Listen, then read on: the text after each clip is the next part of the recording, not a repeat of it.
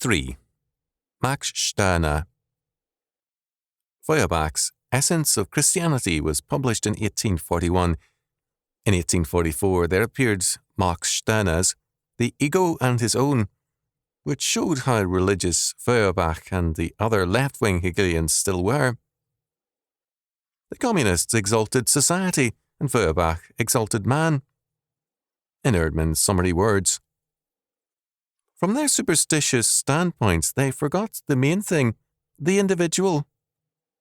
It is not Feuerbach's man, which is just such another spectre as the God of the Orthodox, but this one ego, that is what is true. Therefore, long live the egoist. Whoever respects anything unless his respect has been bought has a soft place in his head. To set up ideals, but also to set up any kind of community, is to be religious.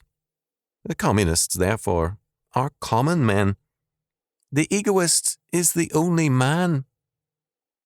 Max Stirner, pseudonym of Caspar Schmidt, 1805 to 1856, in The Ego and His Own, gave a classical expression of anarchism.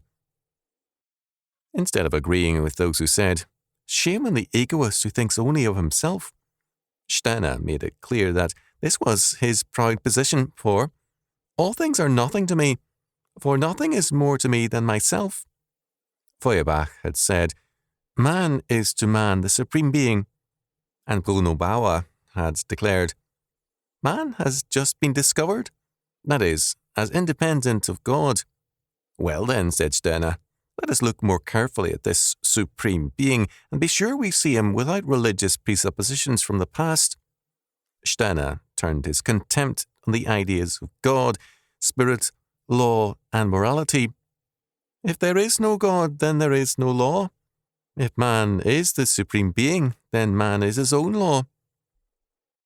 For man to continue obedience to the old morality is to practice idolatry. Stirner stated this case plainly and bluntly. Take notice how a moral man behaves who today often thinks he is through with God and throws off Christianity as a bygone thing.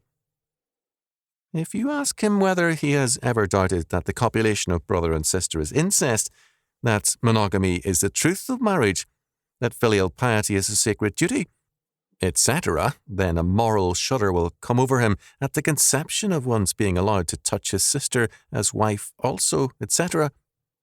And whence this shudder? Because he believes in those moral commandments. This moral faith is deeply rooted in his breast. Much as he rages against the pious Christians, he himself has nevertheless as thoroughly remained a Christian, to wit, a moral Christian. In the form of morality, Christianity holds him a prisoner, and a prisoner under faith. Monogamy is to be something sacred, and he who may live in bigamy is punished as a criminal. He who commits incest suffers as a criminal.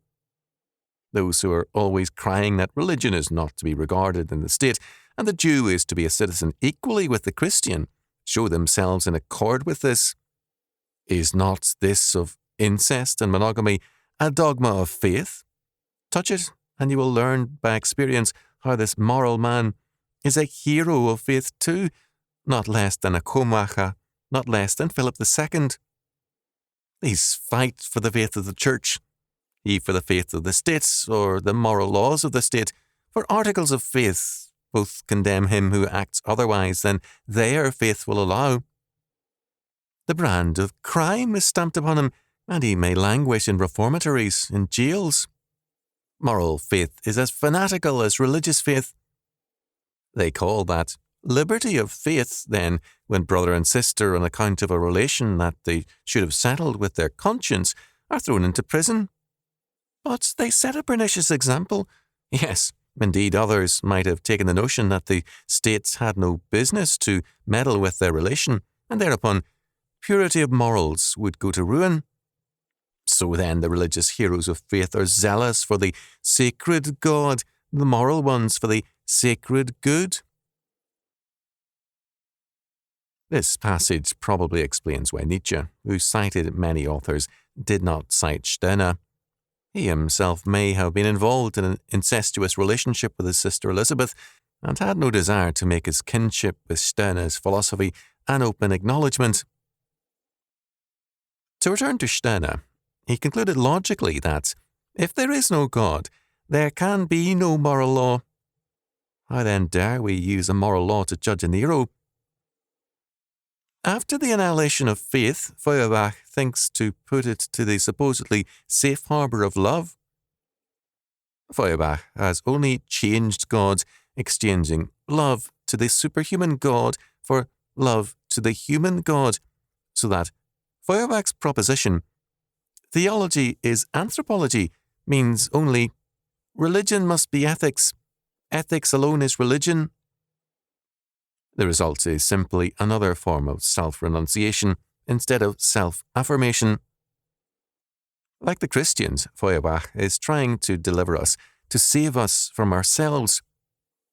Where is man and man's freedom in all this? To live for an idea is clericalism, even if it appears in non-Christians like Robespierre and Saint-Just. As against all these priests and representatives of ideal interests, stands a world of innumerable personal profane interests. No idea, no system, no sacred cause is so great as never to be outrivaled and modified by these personal interests. The ego will always assert itself against the ideal. The communist, by saying that power is theft, has put a brand on property and assumed a priestly role, asserting that theft is always a crime or at least a misdeed. Man and justice are ideas, ghosts, for love of which everything is sacrificed. Persons alone exist, not man as an idea or justice, law and theft. The revolutionists, by serving man, cut off the heads of men. The law of these non-Christian revolutionists is more absolute and tyrannical than that of the old Christian monarchs. The monarchs, in the person of the royal master, had been a paltry monarch compared with this new monarch, the sovereign nation. This monarchy was 1,000 times severer, stricter and more consistent. Against the new monarch there was no longer any right, any privilege at all. How limited the absolute king of the Ancien Régime looks in comparison. The revolution effected the transformation of limited monarchy into absolute monarchy. For this time on every right that is not conferred by this monarch is an assumption, but every prerogative that he bestows a right. The times demanded absolute royalty, absolute monarchy, therefore down fell that so-called absolute royalty, which had so little understood how to become absolute that it remained limited by 1,000 little lords. The purpose of the French Revolution was simply to replace an old and limited establishment with a new and absolute establishment. The new absolutism of the liberals and socialists left no room for man. Because it defined man in terms of its ideal, it denied the status of man to the individual and ruthlessly destroyed him to make way for its ideal. Stirner ably summarized the steps in the liberal and radical syllogism since Rousseau. First, the individual is not man, therefore his individual personality is of no account, no personal will, no arbitrariness, no orders or mandates. Second, the individual has nothing human, therefore no mine and thine, no property is valid. Third, as the individual neither is man nor has anything human, he shall not exist at all. He shall, as an egoist with his egoistic belongings, be annihilated by criticism to make room for man. Man just discovered. The destruction of man is thus the logical conclusion of this worship of man. The Hegelians had abolished God, the God of Christianity, but they had not abolished the beyond. A new and more deadly beyond had been created in ideal man, an immanent and perfect one who obliterated the imminent but imperfect many? As against this, Stirner held, there is no right outside me. It follows, therefore, that every state is a despotism, be the despot one or many, or, as one is likely to imagine about a republic, if all be lords, that is, despotize one over another. There is a way of changing this.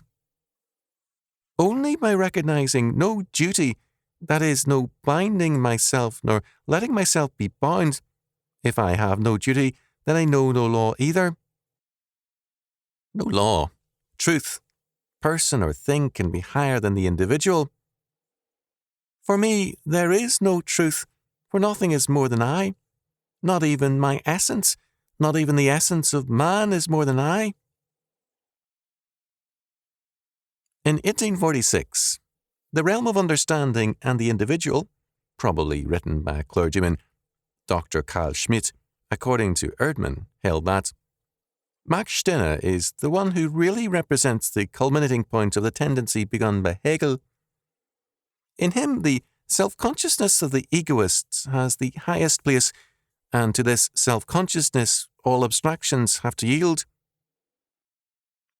What now if the egoist described by a nomen appellativum were, just for this reason, an abstraction himself? Stirner logically denied the beyond of God and of man in terms of Hegel. He denied any idea or ideal as belonging to this mythical beyond. He was thus left with nothing by way of definition for man. The starting point of Descartes' philosophy and of the modern age, I am, was now its conclusion also. But between Descartes and Stirner, because the whole world of God and meaning had been declared null and void, neither I nor am had any meaning. The one and the many had been brought down to earth, then the one abolished and the many made meaningless. Stirner concluded his work with these words, all things are nothing to me, or literally, I have set my affair on nothing. All things being nothing to Stirner, then his ego was logically nothing also. Perhaps Stirner's most vitriolic critic was Marx. In a long section, usually omitted now from editions of the German ideology, Marx unleashed a rambling attack on Stirner's work. St. Max had identified Hegel's spirit with the individual and had disposed of the world. For Marx, this meant a depreciation of history which was intolerable. The individual, instead of being the centre of the world, is, for Marx, the product of history. The changing of oneself coincides with the changing of circumstances. This does not mean that Stirner is right, Marx declared, in charging that communists seek to abolish the individual in favour of the general, self-sacrificing man. The reason for Marx's savage attack on Stirner, thus, is seen. Both Stirner and Marx were competing Hegelians seeking to identify the true revelation of Hegel's spirit. Both saw the world basically as a realm of change. Neither had any valid principle for asserting the ultimacy of anything in the face of that change and chance. Both consequently asserted a purely arbitrary and personal priority for their concepts. Marx thus had to overwhelm Stirner with abuse in order to assert his own thesis. His critique is accordingly essentially abuse plus a restatement of the communist thesis. As against Christianity, Marx could assert the ultimacy of change and thereby rule God's sovereignty an impossible concept. This same principle left him no ground for countering the rivalry of another philosophy of chance. As against Sancho's ego or individual, Marx asserted that the communist organization of society would best effect the domination of chance and circumstances by the individual. The transformation of the individual relationship into its opposite, a merely material relationship, to distinction of individuality and chance by the individuals themselves, as we have already shown, is a historical process, and at different stages of development assumes different, even sharper and more universal forms. In the present epoch, the domination of material conditions over individuals and the suppression of individuality by chance has assumed its sharpest and most universal form, thereby setting existing individuals a very definite task. It has set them the task of replacing the domination of circumstances and of chance over individuals by the domination of individuals over chance and circumstances. It has not, as Sancho imagines, put forward the demand that I should develop myself, which up to now every individual has done without Sancho's good advice.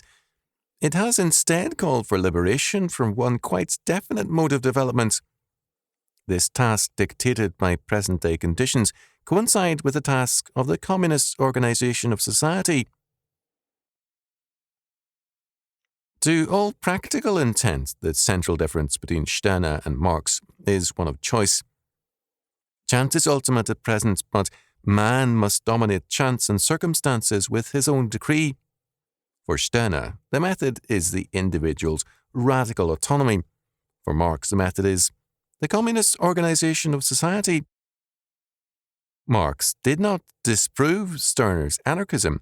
He denied its utility for the humanists' goal.